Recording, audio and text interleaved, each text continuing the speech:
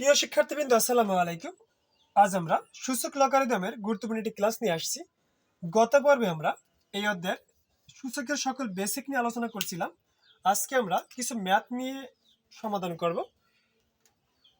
দেখেন, আমাদের প্রথমত একটা ম্যাথ দেওয়া আছে, সেটা হচ্ছে এরকম যে 2n ভাগ হচ্ছে 2n-1। আমরা 1 নম্বর ম্যাথটা সমাধান করি। 2n ভাগ হচ্ছে 2n-1। সেক্ষেত্রে একটা কাজ করতে পারি আমরা 2n। এখন তাকান, 2n যেহেতু আছে সেহেতু একটা কাজ করতে পারি, এই দুইটা 2 থেকে একটা 2 কমন নিতে পারি আর ভাগের জায়গায় বিয়োগ। আর এখানে আছে n-1, যেহেতু পিছনে মাইনাস আছে সেহেতু সামনের সাইনটা পরিবর্তন হয়ে যাবে। কথাটা মাথায় ঢুকেন, কোন একটা সংখ্যা যদি পিছনে মাইনাস থাকে তাহলে সামনের সাইনটা পরিবর্তন হয়ে যায়। এখন দেখেন, মানে এই 2 এর পাওয়ার যে n আছে মাইনাসে, n আছে প্লাসে, সেক্ষেত্রে প্লাসে মাইনাসে কাটাকাটি করার পরে থাকে 2 এর পাওয়ার থাকে 1।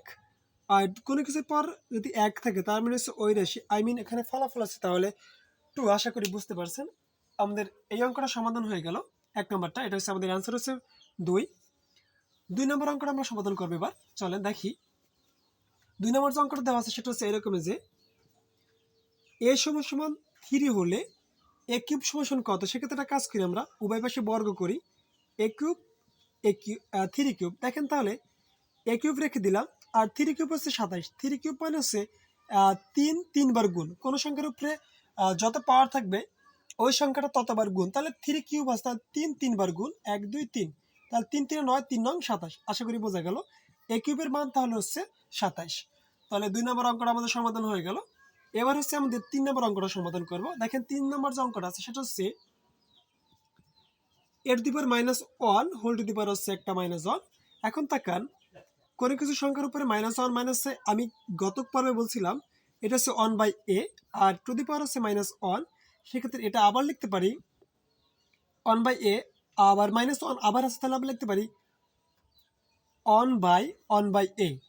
কারণ হচ্ছে 1/a তো আগেই আছে, আর একটা -1-এর জন্য উপরে আবার একটা 1 চলে আসবে। এখন তাকান, এখানটাতে আমরা লিখতে পারি এই 1 ইন্টু ভাগ ইন্টু করে ফেললাম, আর নিচের রাশি উপরে যাবে, তার মানে এটা উপরে যাবে আর 1টা নিচে চলে আসবে। দেখেন, 1 এর সাথে গুণ করা ভাগ করা দিন শেষে ফলাফল এই থাকে, কারণ 1 দ্বারা ভাগ করলে যা আসে গুণ করলে তাই আসে। তাহলে আমরা লিখতে পারি এ। আশা করি বোঝা গেল।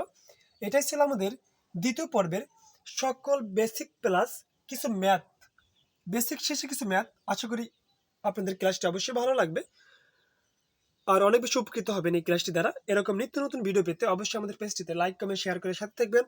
আজ এখানে শেষ করছি, দেখা হবে অন্য কোনো পর্বে। আল্লাহ হাফেজ।